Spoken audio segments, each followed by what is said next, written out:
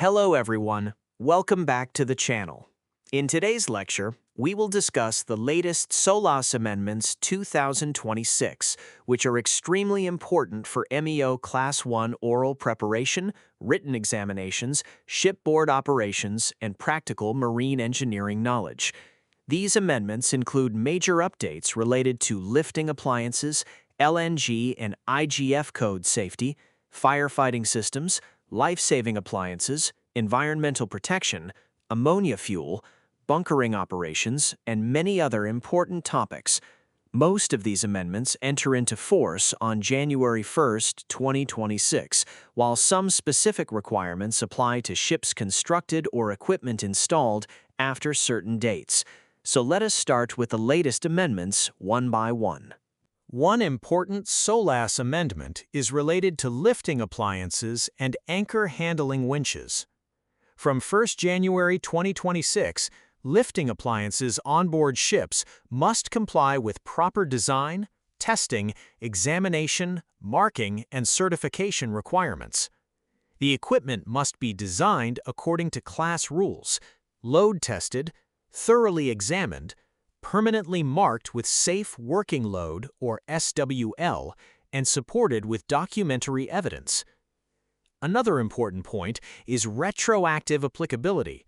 Existing lifting appliances installed before 1 January 2026 must also be tested and thoroughly examined no later than the first renewal survey conducted on or after 1 January 2026. These requirements are based on MSC.1.Circle 1663 for lifting appliances and MSC.1.Circle 1662 for anchor handling winches.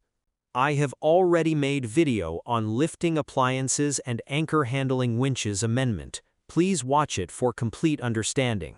SOLAS continues to prohibit the use of oil fuel having flash point below 60 degrees Celsius.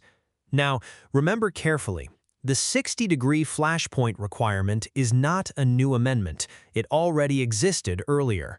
The latest amendment mainly strengthens the documentation and supplier declaration requirements.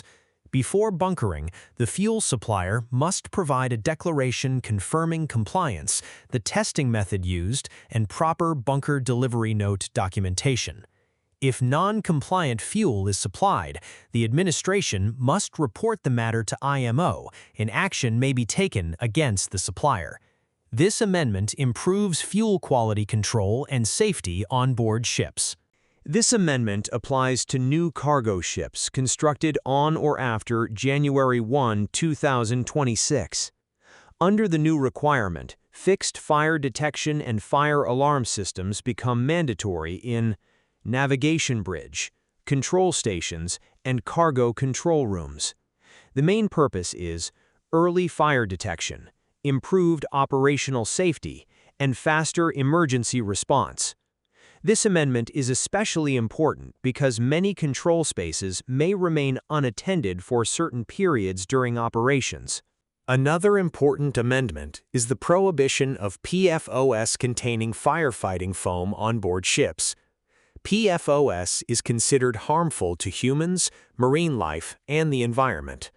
Therefore, from 1 January 2026, use of PFOS foam is prohibited. Storage of PFOS foam is also prohibited. This applies to fixed foam systems, portable foam extinguishers, and deck foam systems. Existing ships must comply no later than the first survey conducted on or after 1 January 2026. Ship operators should ensure replacement of PFOS-containing foam before the compliance date.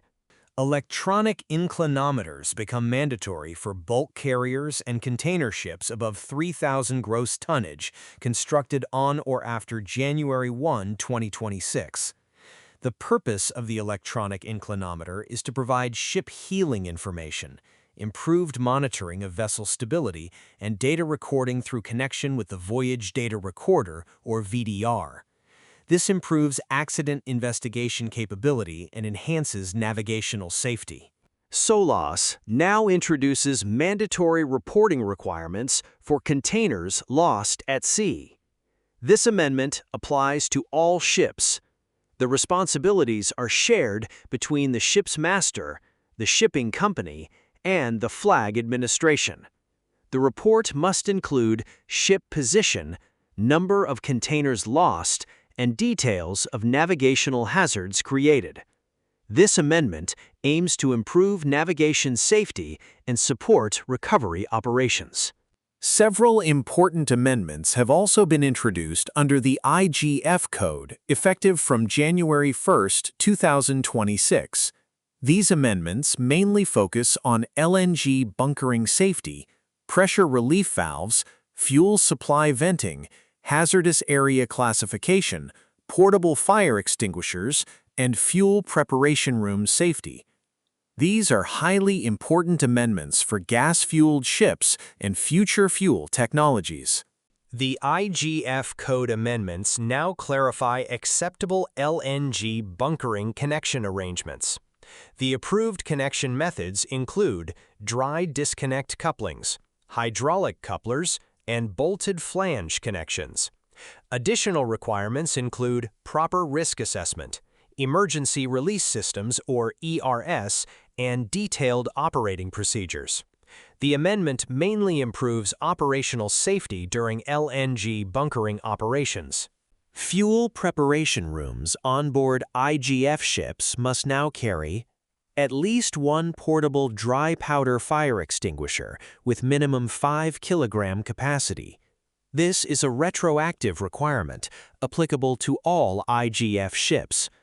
Additionally, spare charges or spare extinguishers must also be available on board, according to SOLAS fire protection requirements. New ventilation requirements are introduced for totally enclosed lifeboats. The ventilation system may be powered type or passive type. The ventilation capacity must be 5 cubic meters per hour per person. This amendment enters into force on January 1, 2026, but applies to totally enclosed lifeboats installed on or after January 1, 2029. The purpose is to prevent overheating, high carbon dioxide concentration, and breathing difficulty after abandoning ship. New Lifejacket performance requirements are introduced from January 1, 2026. Lifejackets supplied on board after this date must turn an unconscious wearer face up, keep nose and mouth clear of water, and provide improved stability and buoyancy. This amendment improves survivability in emergency situations. IMO identified that increasing ship size and freeboard could result in excessively high lowering speed of lifeboats and rescue boats. High lowering speed may endanger persons inside the survival craft during launching. Therefore, amendments were introduced to improve occupant safety, controlled lowering speed, and safer launching operations. The minimum lowering speed formula is now S equals 0.4 plus 0.02 h, or 1.0 meters per second, whichever is less, where S is lowering speed in meters per second and h is height from davit head to waterline in lightest seagoing condition. These amendments apply to launching appliances installed on board on or after January 1, 2026. One of the most important future fuel amendments is related to ammonia cargo being used as fuel. Certain toxic cargoes, like ammonia, may now be used as ship fuel, with approval from flag administration, and provided equivalent safety to natural gas is maintained. This amendment becomes effective from 1 July 2026. This is considered a major development towards zero-carbon shipping and future alternative fuels.